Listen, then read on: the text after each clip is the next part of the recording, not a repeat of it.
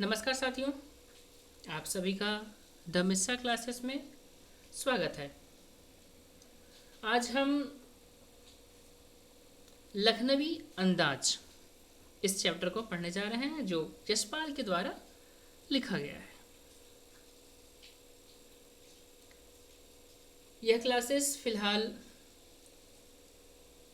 JSSC के द्वारा जो फॉर्म निकाला गया है झारखंड फील्ड वर्कर और साथ ही साथ झारखंड पुलिस दोनों का जो पेपर 2 है, यानी पेपर 2 में वैसे छात्र जो हिंदी को रखे हुए हैं, हिंदी सब्जेक्ट को रखे हुए हैं, उनके लिए काफ़ी मददगार साबित होगा, क्योंकि वही सिलेबस को लेकर के हम आगे बढ़ रहे हैं। तो चलिए शुरू करते हैं आज का चैप्टर हम लोग, जिसका नाम है लखनवी अंदाज। तो किसी भी चैप्टर को शुरू करने से पहले हम लोग एक बार लेखक परिचय को अच्छे से जान लेते हैं, उसको पढ़ लेते हैं, क्योंकि लेखक परिचय से भी बहुत सारे सवाल आयोग पूछती है और एक ये कहानी का एक भाग भी है। अब लेखक के बारे में जानकारी होनी चाहिए। तो शुरू करते हैं हम लोग। सबसे पहले देखते हैं लेखक परिचय को। तो यशपाल का जन्म सन 1903 में पंजाब के फिरोजपुर छावनी में हुआ। प्रारंभिक शिक्षा कांगड़ा में ग्रहण करने के बाद लाहौर के नेशनल कॉलेज से उन्होंने बीए किया। वहां उनका परिचय भगत सिंह और सुखदेव से हुआ। स्वाधीनता संग्राम की क्रांतिकारी धारा से जुड़ाव के कारण वे जेल भी गए। उनकी मृत्यु सन 1976 में हुई। यशपाल की रचनाओं में आम आदमी के सरोकार की उपस्थिति है। वे यथार्थवादी शैली के विशिष्ट रचनाकार हैं।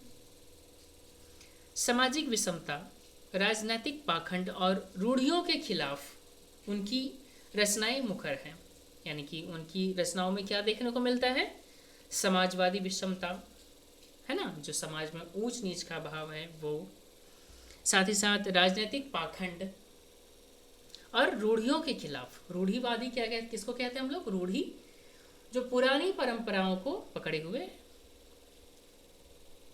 उनके कहानी संग्रह में ज्ञानदान, तर्क का तूफान, पिंजड़े की उड़ान, वादुलिया, फूलों का कुर्ता उल्लेखनीय है। उनका झूठा सच उपन्यास भारत विभाजन की त्रासदी का मार्मिक दस्तावेज है। अमिता, दिव्या,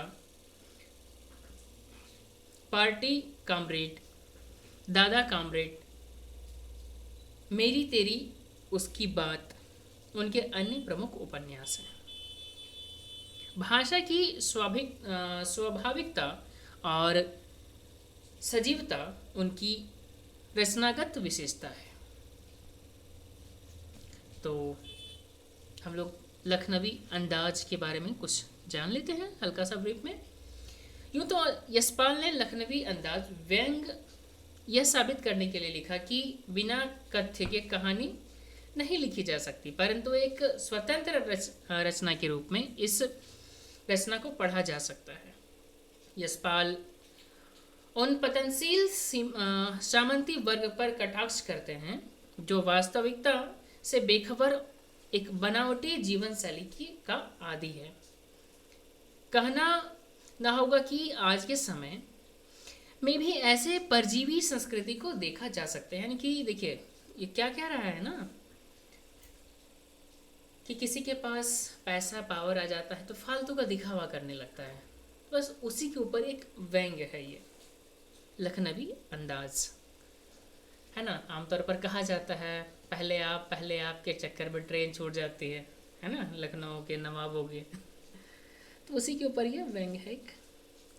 तो हम लोग लखनवी अंदाज को पढ़ते हैं।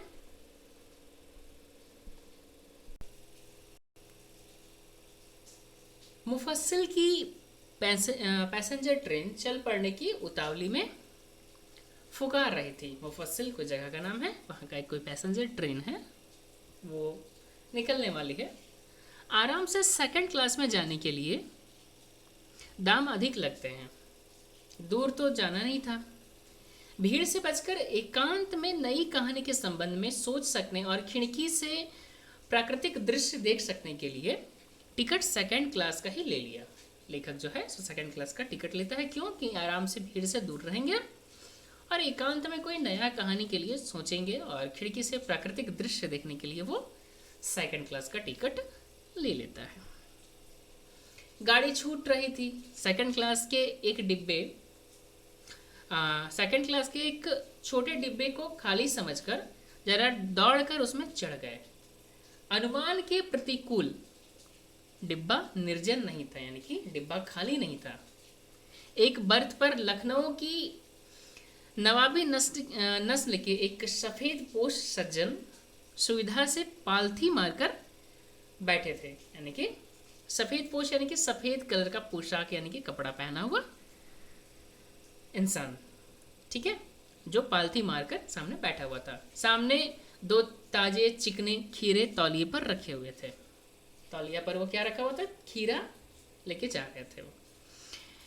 डिब्बे में हमारे सहसा कूद जाने से सज्जन की आंखों में एकांत चिंतन में विघ्न का असंतोष दिखाई दिया। यानी कि अचानक से जब लेखक उस डिब्बे में पहुंचते हैं तो वो जो सज्जन बैठे हुए थे लखनवी अंदाज में, उनके एकांत चिंतन यानी कि एकांत में बैठ के अकेले बैठ के चिंतन में विघ्न का असंतोष दिखाई पड़ता है। कि मतलब नहीं, ये सिंपल सा बात है, कोई हम लोग बैठते हैं आराम से, अकेले में अचानक से कोई आ जाता है तो थोड़ा सा अजीब सा अनकंफर्टेबल टाइप का फील होता है, तो उनको हुआ ऐसा। सोचा हो सकता है यह भी कहानी के लिए सूझ की चिंता में हो या खीरे जैसी अपदार्थ वस्तु का शौक करते देखे जाने के संकोच में हो। यानी कि हो सकता है कि कोई कहानी सोच रहे हो या फिर साइड में खीरा रखा हुआ है, भाई क्या सोचेगा ये आदमी, है ना, कुछ ऐसा कुछ हो संकोच में। नवाब साहब ने संगति के लिए उत्साह नहीं दिखाया, मतलब बातचीत के लिए उत्साह नहीं दिखाया। हमने भी उनके सामने की बर्थ पर बैठकर आत्मसम्मान में आंखें चुरा ली कि हम भी बात नहीं करेंगे, जाइए। खाली बैठे कल्पना करते रहने की पुरानी आदत है, खाली बैठे होना चाहिए, ठीक है। एनसीईआरटी का बुक है ये, क्या है पता नहीं, लेकिन ये खाली बैठे कल्पना करते रहने की पुरानी आदत है। लेखक का तो यही काम ही होता है, खाली बैठ के सोच रहे हैं, है ना। नवाब साहब की असुविधा और संकोच के कारण का अनुमान करने लगे। अच्छा, वो लेखक जो है सो क्यों नवाब साहब को संकोच हुआ होगा ये सोचने लगा। संभव है नवाब साहब ने बिल्कुल अकेले यात्रा कर सकने के अनुमान से किफ़ायती के विचार से सेकंड क्लास का टिकट खरीद लिया हो और अब गवारा ना हो कि शहर का कोई सफ़ेद पोश उसे मंझले दर्जे में सफ़र करता देखे, है ना। हो सकता है ये लेखक ये सोच रहा है कि सेकंड क्लास का टिकट तो खरीद लिया है भाई, कहीं कोई दूसरा आदमी आके उनको सेकंड क्लास में सफ़र करता हुआ न देख ले, है ना। अकेले सफ़र का वक्त काटने के लिए ही खीरे खरीदे होंगे और अब किसी सफ़ेद पोश के सामने खीरा कैसे खाए। हम कनखियों से नवाब साहब की ओर देख रहे थे। कनखी मतलब साइड, आँख से एकदम आँख साइड करके देखता है ना, एकदम वैसे, ठीक है। नवाब साहब कुछ देर गाड़ी की खिड़की से बाहर देखकर स्थिति पर गौर करते रहे। ओह, नवाब साहब ने सहसा संबोधन किया, आदाब अर्ज, है ना, आदाब करते हैं नवाब साहब। जनाब खीरे का शौक फरमाएंगे?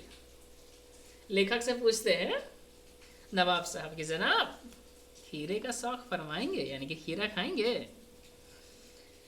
नवाब साहब का सहसा भाव परिवर्तन अच्छा नहीं लगा। मतलब अचानक से नवाब साहब बदल कर सके, वो अकड़ू टाइप के बैठे हुए थे, बात करने के लिए तैयार नहीं थे वो, और अचानक से इस टाइप का परिवर्तन, है ना, भांप लिया। आप शराफत का गुमान बनाए रखने के लिए हमें भी मामूली लोगों की हरकत में लथेड़ लेना चाहते हैं। जवाब दिया शुक्रिया, किबला शौक फरमाए, है ना। लेखक जवाब देता है कि शुक्रिया, आप खाएं। ठीक है। नवाब साहब ने फिर एक पल खिड़की से बाहर देखकर गौर किया और दृढ़ निश्चय से खीरे के नीचे तौलिया झाड़कर सामने बिछा लिया। सीट के नीचे से लोटा उठाकर दोनों खीरों को खिड़की से बाहर धोया और तौलिए से पोंछ लिया। जेब से चाकू निकाला, दोनों खीरे के सिर काटे और उन्हें गोदकर झाग निकाला, है ना। खीरा काटते हैं तो उसको पीछे घुमा घुमा के झाग निकालते हैं ना, ताकि ऐसा माना जाता है कि वो झाग निकाल देने से यदि खीरा कड़वा लगेगा तो वो नहीं लगेगा, है ना। तो ऐसा कहा जाता है। फिर खीरे को बहुत एहतियात से छील कर फाकों को करीने से तौलिए पर सजाते गए, मतलब खीरा को टुकड़ा करके, है ना, बहुत तरीके से एकदम तौलिए पर सजाते गए। लखनऊ स्टेशन पर खीरा बेचने वाले खीरे के इस्तेमाल का तरीका जानते हैं, है ना। ग्राहकों के लिए जीरा मिला नमक और पिसी हुई लाल मिर्च की पोड़ियाँ भी हाजिर कर देते हैं, है ना। कैसा खीरा खाना है, लखनऊ का स्टेशन में जो खीरा बेचता है उसको अच्छा से पता है। तो वो जीरा मिला हुआ नमक और पिसा हुआ लाल मिर्च का पुड़िया भी साथ में दे देता है। नवाब साहब ने बहुत करीने से खीरे की फांकों पर जीरा मिला नमक और लाल मिर्च की सुर्खी बुरक दी, मतलब उसमें हल्का हल्का मिला दिया। उसकी प्रत्येक भाव भंगिमा और जबड़ों से स्फुरन से स्पष्ट था कि उस प्रक्रिया में उनका मुख खीरे के रसा स्वाद की कल्पना में प्लावित हो रहा था, यानी कि मुंह में पानी आ रहा था नवाब साहब का। हम कनखियों से देखकर सोच रहे थे मियाँ रईस बनते हैं, लेकिन लोगों की नज़र से बच सकने के ख्याल से अपनी असलियत पर उतर आए मतलब लेखक कह रहे हैं कि मियाँ शरीफ बन रहे हैं आप, हाँ, लेकिन अपनी असलियत पर आ गए ना आखिर। नवाब साहब ने फिर एक बार हमारी ओर देख लिया। वल्लाह शौक कीजिए, कहते हैं कि भाई आप भी लीजिए, लखनऊ का बालम खीरा है। लखनऊ में कोई खास बालम खीरा होता है जो बड़ा बड़ा होता होगा, और क्या। नमक मिर्च छिड़क दिए जाने से ताजे खीरे की पनियानी फांके देखकर मुंह में पानी जरूर आ रहा था, लेकिन इनकार कर चुके थे। क्या पहले तो बोल चुका था भाई अब नहीं खाएंगे हम, है ना। लेकिन आत्मसम्मान का बात है, अब बोल चुके हैं तो कैसे खाना, आत्मसम्मान निभाना ही उचित समझा। उत्तर दिया शुक्रिया, इस वक्त तलब महसूस नहीं हो रही है, मैदा भी जरा कमजोर है, किबला शौक फरमाए, मतलब आप खाएं, है ना। नवाब साहब ने सत तृष्ण आंखों से नमक मिर्च के संयोग से चमकती खीरे की फांकों की ओर देखा। खिड़की से बाहर देख दीर्घ निश्वास लिया। खीरे की एक फांक उठाकर होठों तक ले गए, फांकों को सूंघा, स्वाद के आनंद में पलके मूंदे। क्या आनंद है ना। मुंह में पानी भर आए, गला घूट से उतर गया। तब नवाब साहब ने फांके को खिड़की से बाहर छोड़ दिया, यानी कि बाहर फेंक दिया। नवाब साहब खीरे की फांकों को नाक के पास ले जाकर वासना से रसा स्वाद कर खिड़की से बाहर फेंकते गए, मतलब सूंघ के खाली फेंक रहा है, खा नहीं रहा है वो, ठीक है। इसके बाद नवाब साहब ने खीरे की सब फांकों को खिड़की से बाहर फेंककर तौलिए से हाथ और होठ पोंछ लिए और गर्व से गुलाबी आंखों से हमारी ओर देखा, मानो कह रहे हो यह है खानदानी रईसों का तरीका। क्या बात है, खाएंगे नहीं, केवल स्वाद सूंघेंगे, ये क्या मतलब है भाई, खानदानी रईसों का तरीका। नवाब साहब खीरे की तैयारी और इस्तेमाल से थक कर लेट गए, मतलब इतना काम किया भाई, खीरा छीला है, धोया है, उसको काटा है, फिर नमक मिर्च लगाया है, तो थक गया होगा। हमें तस्लीम से सिर खम कर लेना पड़ा। यह खानदानी तहजीब, नफासत और नज़ाकत।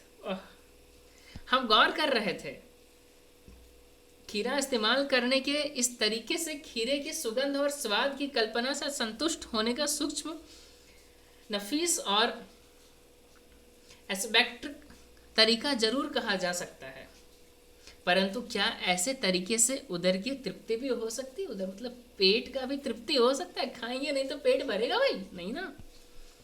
नवाब साहब की ओर से पेट भरे और ऊंचे डगार की शब्द सुनाई दिया और नवाब साहब ने हमारी ओर देखकर कह दिया, खीरा लजीज होता है लेकिन होता है शकील।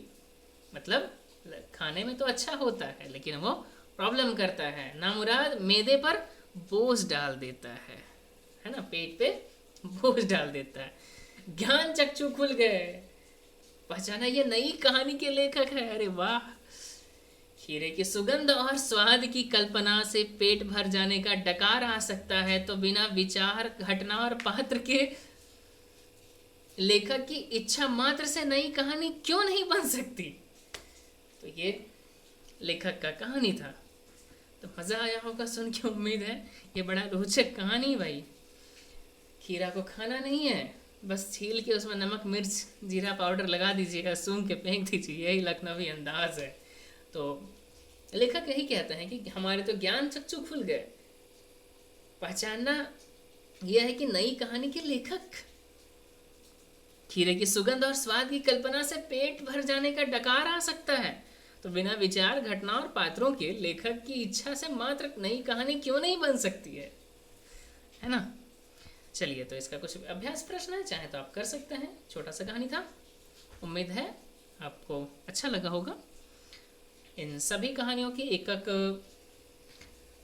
अलग सेशन हम लेंगे जिसमें हर एक कहानी से जितना भी one liner question MCQ type का बन सकता है, जो आपके एग्ज़ाम पॉइंट ऑफ व्यू से महत्वपूर्ण होंगे, उन सबको एक टेस्ट के माध्यम से आप लोगों के समक्ष में लाऊंगा। सबसे पहले हम लोग सारे कहानी को ख़त्म कर लेंगे, उसके बाद। तब तक के लिए अपना ख्याल रखें। धन्यवाद।